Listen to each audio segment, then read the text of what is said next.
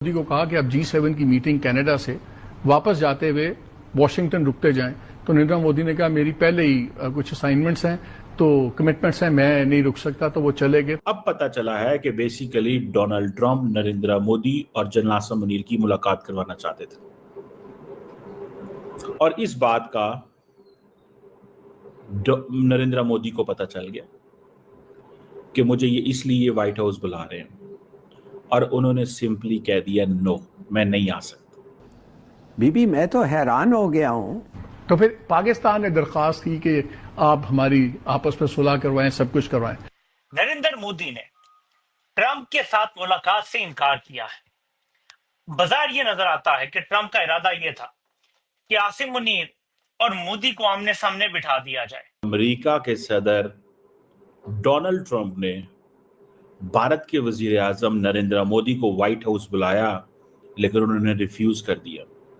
लेकिन की बात यह है कि उन्होंने ये कहा है फिर प्रेसिडेंट ट्रंप को कि आप झूठ बोल रहे हैं, कोई आपने सुलह नहीं करवाई, कोई आपने ट्रेड की बात नहीं की, हमने आपस में डायरेक्टली किया। पाकिस्तान के लिए बहुत ही शर्मिंदगी की बात है कि मोदी ने ट्रंप से भी मुलाकात से इनकार किया, क्योंकि उसे पता था कि आगे वो क्या बात कहने जा रहा है। तो ये मोदी की तरफ से एब्सोल्युटली नॉट है। एक बहुत बड़ा डिप्लोमेटिक थप्पड़ मारा गया है यूएस को। सबसे इंपॉर्टेंट बात कि नरेंद्र मोदी ने यह भी कहा ट्रंप को कि ऑपरेशन सिंदूर इज ऑन। तो हमारे ख्याल में ऑपरेशन सिंदूर कोई बंद नहीं हुआ, हम हालत जंग में ही हैं। ये बड़ी एक सिग्निफिकेंट डेवलपमेंट है। Basically Donald Trump Narendra Modi और जनरल आसिम मुनीर की मुलाकात करवाना चाहते थे और इस बात का नरेंद्र मोदी को पता चल गया कि मुझे ये इसलिए व्हाइट हाउस बुला रहे हैं और उन्होंने सिंपली कह दिया नो, मैं नहीं आ सकता। ये थोड़ा सा जैसा कहते हैं ना, समझना पड़ेगा कि अगर जनरल आसिम मुनीर की आज मुलाकात हो जाती नरेंद्र मोदी के साथ तो फिर क्या होता। और इंडिया क्या कहता है? इंडिया कहता है जनाब ये हमें कबूल नहीं है, we just can't we can't talk with Pakistan, हम पाकिस्तान के साथ बात नहीं कर सकते। इसीलिए ये जो स्टेटमेंट आ रही है इंडिया से वो थोड़ी सख्त आ रही है,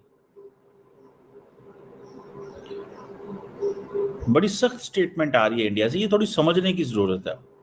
सो नरेंद्र मोदी साहब और जनरल आसिम मुनीर की मुलाकात शायद करवाना चाहते थे, ये मेरा एक आइडिया है, I may be wrong on this. अब नरेंद्र मोदी है कनाडा में, आसिम मुनीर हैं वॉशिंगटन में, और नरेंद्र मोदी को उन्होंने कहा है कि अगर तुम्हारे पास टाइम हो तो आओ। नरेंद्र मोदी ने कर दी नो। एक बहुत बड़ा डिप्लोमेटिक थप्पड़ मारा गया है यूएस को, जो उन्होंने ऑपरेशन सिंदूर में जो अपने रंग दिखाए थे। Over to you sir. नमस्कार गायत्री जी, आपको और आपके ऑडियंस को मुझे अपने चैनल पर फिर बुलाने के लिए। जहाँ तक इंटरनेशनल डेवलपमेंट की बात आप कह रही हैं, जिसमें कि भारत ने 2-3 बड़े कदम उठाए हैं।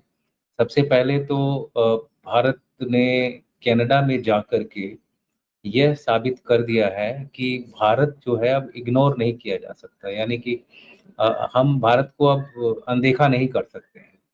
भारत की एक अपनी एक जगह है अंतर्राष्ट्रीय पटल पर, जिसको कि आप नकार नहीं सकते। भारत के बारे में अभी अभी एक जो सर्वे आया है और न्यूज़ आई है कि भारत जल्द ही दुनिया की तीसरी बड़ी इकॉनमी बनने वाली है। यानी कि जो टाइमलाइंस थी पुरानी, वो अब टाइमलाइंस भी कंप्रेस हो रही हैं। और हमारे जो चीफ इकोनॉमिक एडवाइजर हैं, उन्होंने अभी अभी स्टेटमेंट दी है पेपर में, सॉरी टीवी चैनल पे, कि हम लोग 7% की ग्रोथ रेट को टारगेट कर रहे हैं। तो अगर इस रेट से अगर हम बढ़ते रहे तो आपको पता होना चाहिए जैसे जैसे इकोनॉमी की साइज बढ़ती है, वो जो 7% होता है ना, वो उतना ही ज़्यादा होता है। तो उसका जो इंक्रीज होगा वो भी उसी तरह से एक्सपोनेंशियल होगा। तो मेरा ये मानना है कि अगर हम दुनिया की तीसरी इकोनॉमी बनने वाले हैं, तब कोई अगर हमें चाहे कि इग्नोर कर दे, हमारे बिना काम चला ले, तो ये मेरे ख्याल से एक बहुत ही गलत धारणा होगी। हम कनाडा में गए हैं इसी उम्मीद से गए हैं कि दुनिया के जितने भी लीडिंग नेशंस हैं उनके साथ हम अपने रिश्ते इम्प्रूव करेंगे लेकिन अपनी शर्तों पे इम्प्रूव करेंगे। अब आप जो है टेररिज्म के खिलाफ बातें तो बहुत कर रहे हैं, लेकिन काम उल्टा कर रहे हैं। बता रहे हैं कि भाई टेररिज्म को किसी हर हालत में हमको वो करना चाहिए, इसका अपोजिशन करनी चाहिए। कर क्या रहे हैं आप? जो सैंक्शन कमिटी है, जो यूएन सिक्योरिटी काउंसिल की दो बड़ी जो कमिटीज हैं, एक तो तालिबान के ऊपर सैंक्शन वाली कमेटी और दूसरी काउंटर टेररिज्म के ऊपर वाली कमेटी, दोनों कमिटीज में आपने चेयर या को चेयर बना रखा है पाकिस्तान को, जो दुनिया का माना हुआ स्पॉन्सर देश है टेररिज्म के मामले में। तुम खुद अपनी बातों को अनदेखा कर रहे हो। ओसामा बिन लादेन को आपने उसके पाकिस्तान के मिलिट्री बेस के पिछवाड़े से निकाल के आप लेके गए और उसकी बॉडी को बाद में मार के आपने समंदर में गिराया है। क्या भूल गए क्या आप 2000 प्लस जो कैजुअलिटीज न्यूयॉर्क में हुई थी वर्ल्ड ट्रेड टावर सेंटर के जो अटैक में, क्या भूल गए आप?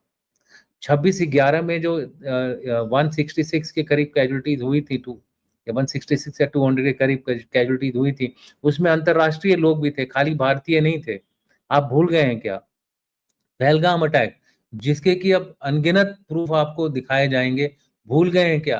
3 दिन पहले FATF ने पाकिस्तान को कंडेम किया है पहलगाम अटैक के लिए, और भारत की ये पूरी कोशिश होगी कि दोबारा जो है पाकिस्तान FATF की ग्रे लिस्ट में आए।